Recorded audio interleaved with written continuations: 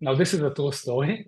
Sometimes you have many downstream dependencies, and we actually heard from one of our customers that they had 150 downstream dependencies, including BI and metrics, semantic metrics, that they needed to manually go over each one of them and understand the logic and do the refactor manually. It took them weeks to complete that refactor. With the Elementary MCP, you can do that automatically within minutes. As a data engineer, you can connect your IDE to the Elementary MCP server, and you can have a rule that enforces checking the downstream dependencies whenever you introduce a change to your model or column. And now the AI IDE, Cursor in this example, can automatically refactor all of the downstream dependencies and avoid breaking changes where the downstream BI assets and metrics rely on that. And you can get a list of the impacted BI assets and metrics if you do need to do the change, and make sure to update them as well. Now, Mika will show us a live example of that use case exactly. Hi everyone, I'm Mika. As I said before, I'm the team lead here in Elementary, working on the MCP and the AI agents. And I'm really excited to be here and show you what we've been working on. So let's take a look at the pipeline here. That will be the pipeline we will focus on in our live demos today. This is the pipeline of a Jaffle shop. It contains the data about customers, payments, orders, and so on. So let's simulate a real use case of a column refactor, as I mentioned before, and see how it might affect the pipeline. So let's say one of the payments method in our Jaffle shop is no longer supported.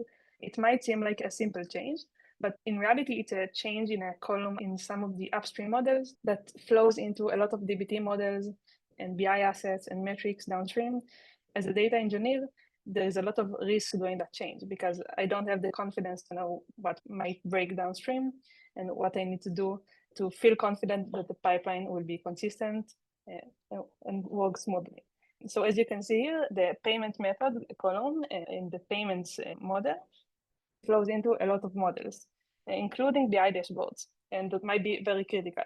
Using the elementary MCP context in Cursor, I can do it with confidence. Let's take a look. I can simply ask Cursor to do that change for me. I can tell it that the coupon method is no longer supported and get his help to make the necessary changes. Here we combine two powerful tools. One is Elementary MCP, because Elementary has all the context of all your assets, your DBT assets, your BI assets, the lineage between them, both the column level lineage and the asset level lineage. As an ID, has access to all the code and DBT project, as you can see, all my YAML files, my SQL files. Combining these two can help us do the change smoothly. So as you can see, Cursor starts by fetching the relevant assets from Elementary, calling some Elementary MCP tools. And now that it has the context, it can scan the code to understand what needs to be changed, and also ask Elementary about the lineage. So here we have a tool about the downstream assets and also about the downstream columns, because not all the downstream assets might use the same column we're changing. Okay.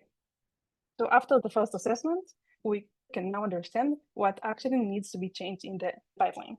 Let's take a look at the lineage here that it created for us. The change was in the payments asset upstream, and it might affect the critical BI dashboard downstream. So these are all the models that we need to be careful when we're changing, right? They might break. And so Cursor now goes ahead and start to do the necessary changes. So here we have changes both in SQL files and in YAML files, because we also might need to change the schema, right? It might be a column that we're removing, so we need to change the YAML file as well.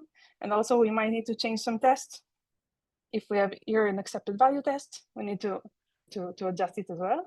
So now using the Elementary MCP context and the Cursor abilities to change the code smoothly, we prevented breaking changes downstream. The key aspect here is that we can also take a look at the impact on the BI assets. So we can feel confident that we won't change anything in the BI assets without us knowing. And if so, Cursor can tell us in advance. So we want the pipeline before we make the necessary changes in the BI assets.